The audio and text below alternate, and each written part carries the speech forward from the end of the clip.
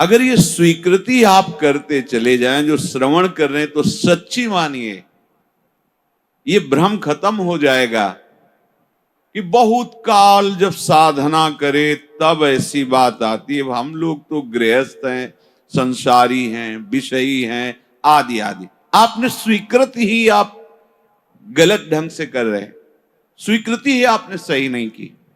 हम गृहस्थ हैं, हम अमुक हैं, हम सब देह भाव की स्वीकृति। प्रभु कह रहे हैं ममैवांशो, तू मेरा अंश है, मेरा बच्चा है, मेरी आत्मा है। फिर ऐसा क्यों आप स्वीकृति नहीं कर रहे कि प्रभु मेरे हैं? सच्ची मानिए प्रभु ही अपने हैं, सच्ची मानिए प्रभु ही हमें बहुत प्यार करने वाले मित्र मिल गए, नहीं तो कोई नहीं है यहां, केवल भ्रम है। मानो प्रभु की बात को मान लो, निहाल हो जाओगे। वो इसीलिए बोल रहे हैं, इसीलिए बोल रहे हैं कि हम निहाल हो जाए, परमानंद में मगन हो जाए। प्रभु अर्जुन जी को कह रहे हैं सुख दुखे समय कृत्वा लाभा लाभो जया जयो। ये कर्म भूमि है, हमारा यहां जन्म हुआ है। अपने शुभ और अशुभ दोनों कर्मों को मिटा करके वो परम लाभ जो किसी कर्म से नहीं होता वो हम करें। वो कौन सा कर्म है जो हमें परम लाभ देगा? तो कह रहे हैं जय और पराजय में समान भाव रखना ही वो समता रूपी महान धर्म है जो तुम्हें बचा लेगा। बड़े से बड़ा शुभ कर्म भी फांसी ही है। चाहे सोने की जंजीर से फांसी लगाओ और चाहे रस्सी से फांसी लगाओ, मरोगे तो है ही। ऐसे शुभ कर्म भी फांसी ही है। लोक लोकांतर में भटकना होता है, विश्राम नहीं होता। और अशुभ कर्म तो है ही, कहना क्या है उसका। हर शरीरधारी से ये दो प्रकार की क्रियाएं होती ही हैं। कहीं ना कहीं शुभ कर्म होता है, कहीं ना कहीं अशुभ कर्म। कोई ऐसा नहीं है जो इन दोनों कर्मों से युक्त ना हो। बड़े बड़े ज्ञानी जनों के शरीर के द्वारा भी ये दो क्रियाएं हो जाती हैं, पर वो अपने को अलग कर चुके हैं। वो अपने स्वरूप में स्थित हैं, कर्ता भाव रहित हैं, इसलिए न शुभ उनका स्पर्श करता है, ना अशुभ स्पर्श करता है। वो जान के कोई क्रिया नहीं कर रहे, संकल्प करके क्रिया नहीं कर रहे, स्वाभाविक हो रही। अब उसमें कुछ भी ऐसी घटना घट जाती है तो उसके वो कर्ता नहीं है। इसलिए कहा गया कि जो आत्मज्ञानी महापुरुष है, अगर उसके द्वारा बड़े से बड़ा शुभ कर्म हो जाए तो कोई उसका पुण्य फल नहीं होता, और बड़े से बड़ा कोई पाप कर्म बन जाए तो उसका कोई अपराध नहीं होता, क्योंकि कर्ता भाव से रहित है। ये सबकी समझ में नहीं आएगा, ये आगे की बातें हैं जहां अहंकार समर्पित हो जाता है। कैसे नहीं उसको अपराध लगेगा? उसके शरीर के द्वारा हो रहा है। तो जैसे हमारे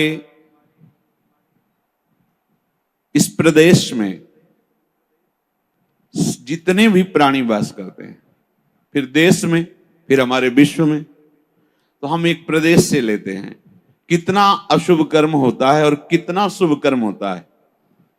क्या आपको दोनों का दंड मिलता है या पुरस्कार मिलता है? या आपको हर्ष होता है या शोक होता है? या सुख होता है या दुख होता है?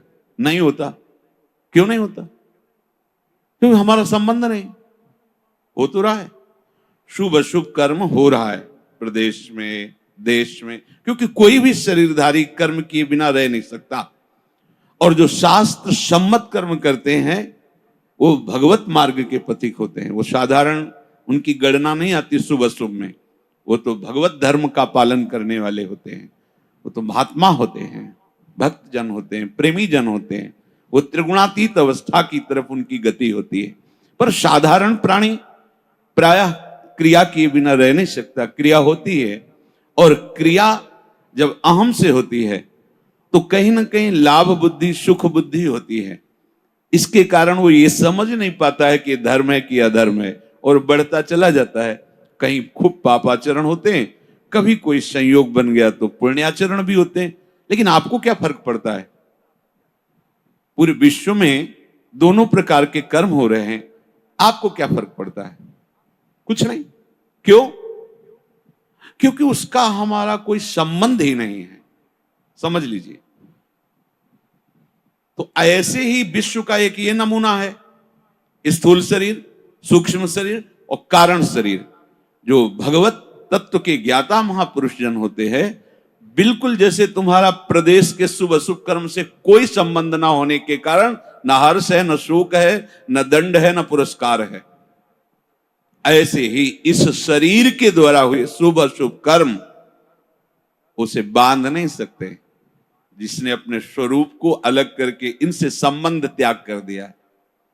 हमें हर्ष शोक दूसरे की क्रियाओं से इसलिए नहीं होता कि हमारा संबंध नहीं। ठीक ऐसे इस शरीर से जब ज्ञान प्राप्त हो जाता है, बिल्कुल जैसे भगवान ने कहा कि पुराना वस्त्र त्याग कर नए वस्त्र को धारण करते। सांप ने केचुल छोड़ दी, कोई संबंध नहीं। पुराना वस्त्र फेंक दिया, उसे कोई जला दे, कोई कुछ करे, कोई संबंध नहीं। वो उत्तम जगह में रखा जाए या अधम जगह में, कोई संपर्क नहीं रहता। ये देहाभिमान होने के कारण, देह भाव होने के कारण हमें अपने कर्मों का भोगना पड़ता है।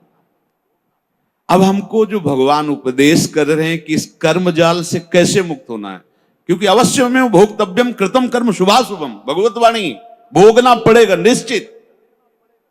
अब कोई ऐसा उपाय जो हम इन कर्मों के जाल से मुक्त हो सके। भगवान कह रहे हैं कि जो भी आपके द्वारा हो रहा है, पहली बात तो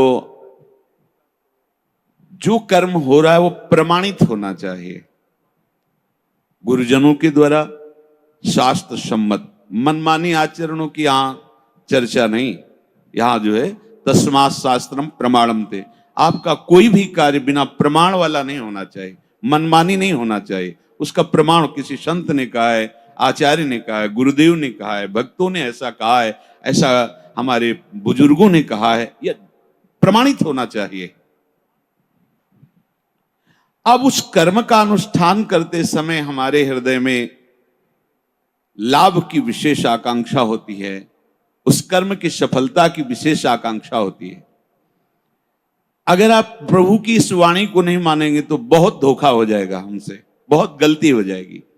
जैसे जिसको लगता हो कि ये सुख दुख समय कृत्वा लाभा लाभो जया जयो, ये तो केवल विरक्तों के लिए भगवान कह रहे, ऐसा नहीं। देखो सबको लाभ इसमें है। एक विद्यार्थी है, वो विद्या अध्ययन करता है पास होने के लिए, पूरा प्रयास करता है। किसी कारणों से, खेल में ज्यादा बुद्धि होने से, प्रमाद बुद्धि होने से, या प्रयासरत है उतना मानसिक प्रबलता ना होने से चूक हो गई, उत्तर नहीं दे पाया और परीक्षा में फेल हो गया। अब ये सूत्र उसको पता नहीं है, न घर वालों को पता है। अब उसे बोलते हैं कि इतना रुपया लगाया, इतनी फीस भरी और तू फेल हो गया। मानसिक उसके ऊपर दबाव डालते हैं। वो शास्त्र ज्ञान से रहित, विवेक रहित बालक विचार करता है, घर वाले भी असंतुष्ट हैं और पास भी नहीं हो पाया, अब क्या करे? बोले मर जाना अच्छा है। देखो कई ऐसी घटनाएं सुनने को मिलती कि अमुक विद्यार्थी फेल हुआ तो उसने आत्महत्या कर ली। ये क्यों हुआ? ये विवेक ना होने के कारण। ठीक है, इस बार फेल हुए हैं तो अगली बार हम प्रयास करें जहां हमारी कमी रही। अगली बार भी फेल होते हैं तो केवल पढ़ करके, विद्या या अध्ययन करके ही जीवन रखना होता है क्या? अगर विद्या नहीं है तो वो जीवन नहीं है। अरे भाई ऐसा नहीं है, जीवन नष्ट करने का अधिकार तुम्हारा नहीं। किसी कार्य में असफलता होने पर अगर हम अपने जीवन को नष्ट कर देते थे तो बहुत बड़ा अपराध बन गया, बहुत बड़ी दुर्गति का कारण बन गया। हमें जो अवसर मिला था उन्नति का, हम अवनति में बदल दिया, बहुत बड़ी हमारी पराजय हो गई। इसलिए ये समता आना अति आवश्यक है। हमें तो लगता है कि सबको सत्संग सुनना चाहिए, भगवत प्राप्ति के लिए ही नहीं, समाज में जीने के लिए भी सत्संग की आवश्यकता है। आसुरी बुद्धि पशुता का नाश करने के लिए सत्संग समर्थ है। एक किसान है, हजारों रुपए लगा करके मेहनत करके, बहुत बड़ी मेहनत होती किसान की, बहुत मेहनत होती, बहुत बड़ा तपस्वी होता, वो जान नहीं पाता है अज्ञान की धरा में होने के कारण। जिस ठंडी में आप वस्त्र त्याग नहीं करना चाहते, पूरी रात रात पानी लगाता है गेहूं की खेती में, बड़ी मेहनत करता है। जब फसल काटने का समय आता है तो वर्षा और ओले हो जाते हैं, पूरी फसल नष्ट हो गई। कर्जा लेकर उसने खाद पानी लगाया था, बेटी का ब्याह करना है, बच्चों को पढ़ाना है, अब फसल नष्ट हो गई। कर्जा कैसे देंगे, परिवार का पालन पोषण कैसे करेंगे? इससे अच्छा है आत्महत्या कर लो। कई ऐसी घटनाएं, हम जिस कार्य में चलते हैं असफलता मिलती है तो हमको एक ही उपाय दिखाई देता है कि हम अपने को नष्ट कर लें। भारी मूर्खता। ये जो प्रभु उपदेश कर रहे हैं सबके मंगल के लिए उपदेश कर रहे हैं। छोटी छोटी बातें व्यवहार की। हमारा ब्याह हुआ, हमारी भावना में जो पत्नी थी वैसी नहीं मिली।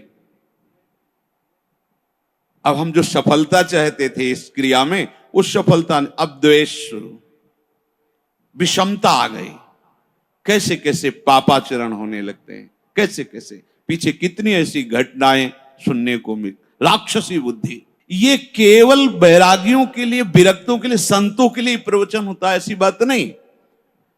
ये सत्संग ऐसी मति बना देगा कि आप समाज में रहते हुए भी बड़े आनंद पूर्वक सबको आनंद प्रदान करने वाले बन जाएंगे।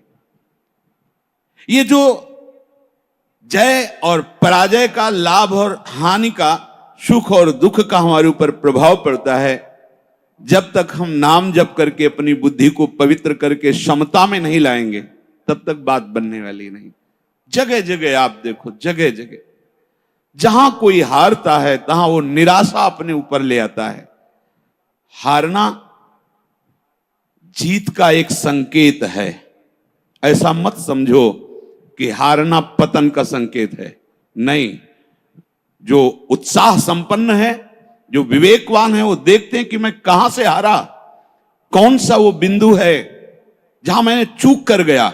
विवेकवान तुरंत उसे संभालते हैं, आगे चलते। फिर हार होती तो फिर हमें आगे बढ़ना है, ना कि हमें शरीर नष्ट कर देना है, ना कि हमें इतना चिंतन बिगाड़ लेना कि डिप्रेशन में पहुंच जाए। हर परिस्थिति हमारे कर्म के अनुसार रची गई है।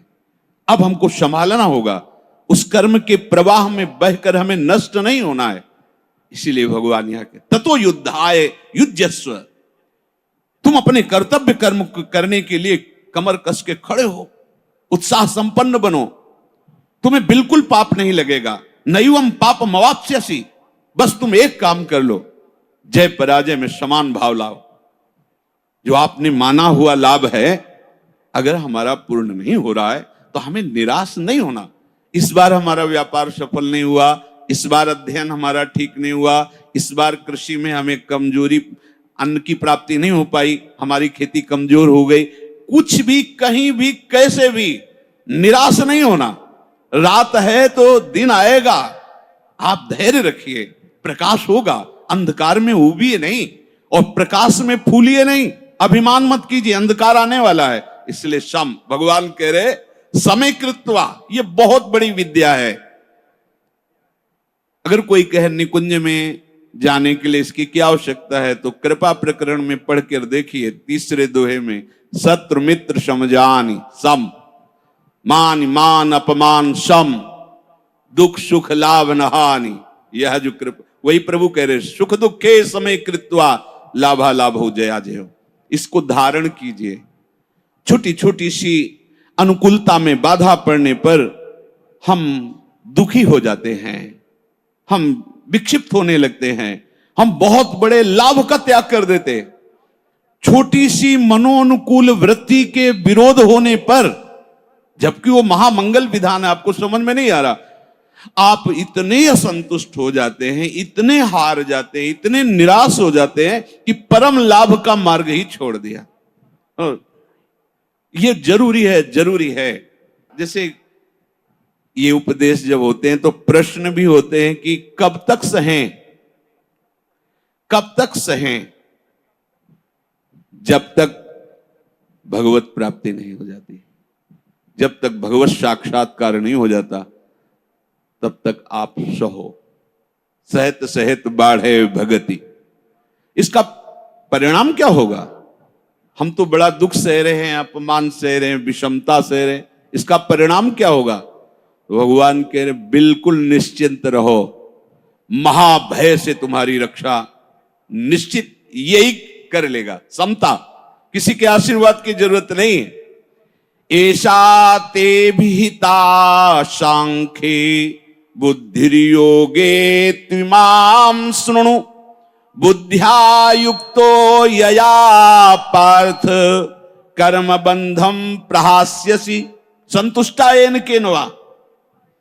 ये कला सीखनी पड़ेगी, ये कला स्वीकृति करनी पड़ेगी, नहीं आप आगे परमार्थ में नहीं बढ़ पाएंगे।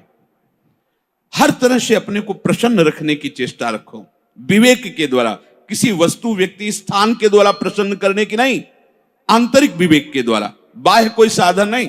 इसके लिए कैसी भी परिस्थिति हो, यदि आपने प्रभु को स्वीकार किया है तो आप प्रसन्न रह सकते हो, क्योंकि हमारे प्रभु विद्या के समुद्र हैं, ज्ञान के समुद्र हैं, प्रेम के समुद्र हैं, ऐश्वर्य के। क्या चाहिए?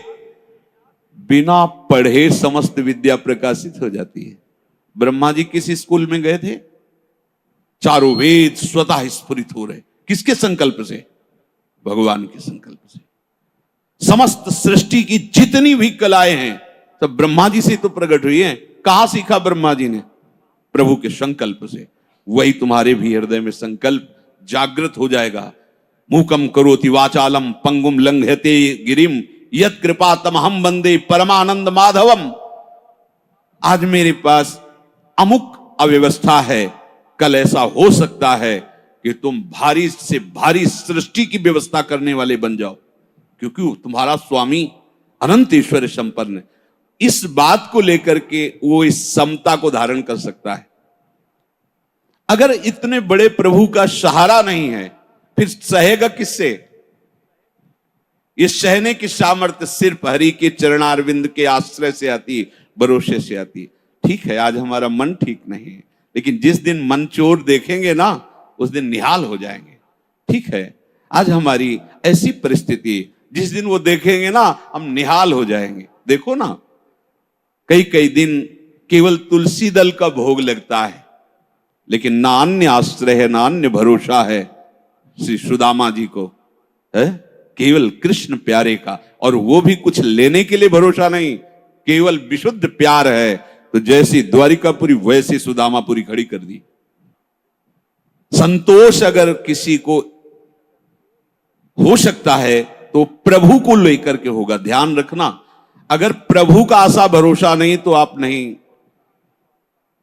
क्या आप पास होते चले गए और भगवत भरोसा नहीं है? माना कोई बहुत बढ़िया नौकरी मिल गई और आपके आचरण भ्रष्ट हैं, तो क्या आप शांत हो जाएंगे? क्या आपका हृदय शीतल रहेगा?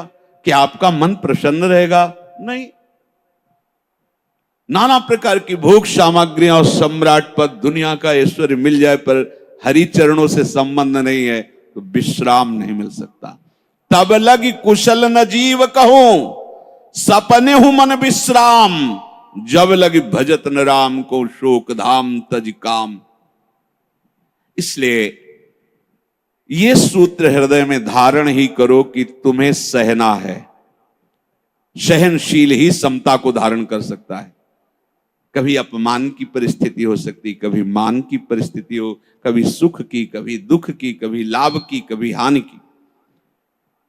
अगर हमारे हृदय में भगवद आश्रय नाम जब चल रहा है तो बड़ी से बड़ी हानि में भी आपको शोक नहीं होगा, दुख नहीं होगा। बात समझ लीजिए। अपने को पता है कि मेरे प्रभु के चरणों को महालक्ष्मी सहलाती रहती है। हमारे पास वस्त्र भी नहीं, भोजन भी नहीं, वास भी नहीं है, पर मुझे पता है मेरा मालिक कैसा है। अपार ऐश्वर्य का स्वामी है। जिस दिन नजर हुई निहाल हो जाएंगे।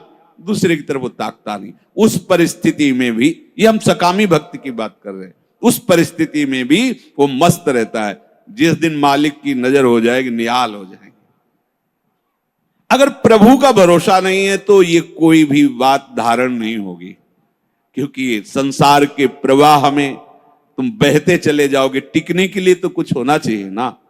तो ये गोरे चरणारविंद ऐसे हैं हमारे आराध्य देव के, कि इनका भरोसा लोगे तो निहाल हो जाओगे। निश्चित हर कदम आपका विश्वास प्रबल होता चला जाएगा। कैसे तुम्हें बताएं, लोगों को लगता है कि जितनी सांसारिक चेष्टाएं हैं, अगर ऐसा नहीं होगा तो ऐसा नहीं हो सकता। आप सच्ची समझो, केवल उनकी मुस्कुराहट से अनंत ब्रह्मांडों को रचने वाली माया प्रकट हुई, किसी दूसरे का सहयोग नहीं है। सच्ची वालों, वो क्या नहीं कर सकते। गरुड़ जी महाराज बड़े बड़े हजार हजार फण वाले सर्पों को ऐसे चीर के खा जाते हैं, और उनकी नजर हो जाए तो सांप का बच्चा गरुड़ को लील जाएगा। सांप का बच्चा गरुड़ को लील जाएगा, उनकी नजर हो जाए। अपार सामर्थ्यशाली मेरे हरि, अगर इनका भरोसा नहीं तो फिर आप ये धारण नहीं कर पाओगे। कौन सा ज्ञान ऐसा है जो हरि चरणों का आश्रय लेने वाले के हृदय में स्फुरित ना हो जाता हो। ये तो एक निमित्त मात्र होता है, जो स्वयं स्फुरित होता है वो हरि पढ़ाते हैं अंदर से बैठ करके, तभी वो माया के बंधनों से मुक्त हो। ये विश्वास मानो, चाहे आप गृहस्थ हो, चाहे विरक्त हो, विद्यार्थी हो, व्यापारी हो, किसान, कोई भी हो, बिना हरि का आश्रय लिए आप विश्राम को प्राप्त नहीं हो सकते। आप सुख चैन के लिए जीवन व्यतीत कर देते हैं, लेकिन कहीं सुख चैन नहीं मिलता। आप हरि आश्रित हो जाओ, क्या चाहिए, निहाल हो जाओगे, निहाल हो जाओगे। जैसे कहते अब कृत्य कृत्य भयो, निहाल हो जाओगे। आज तक कोई ऐसा उदाहरण नहीं हुआ कि प्रभु का आश्रय लिया हो और वो ये विचार करके कहे कि धोखा हो गया, हमारा जीवन व्यर्थ चला गया। ऐसा नहीं, आज तक नहीं।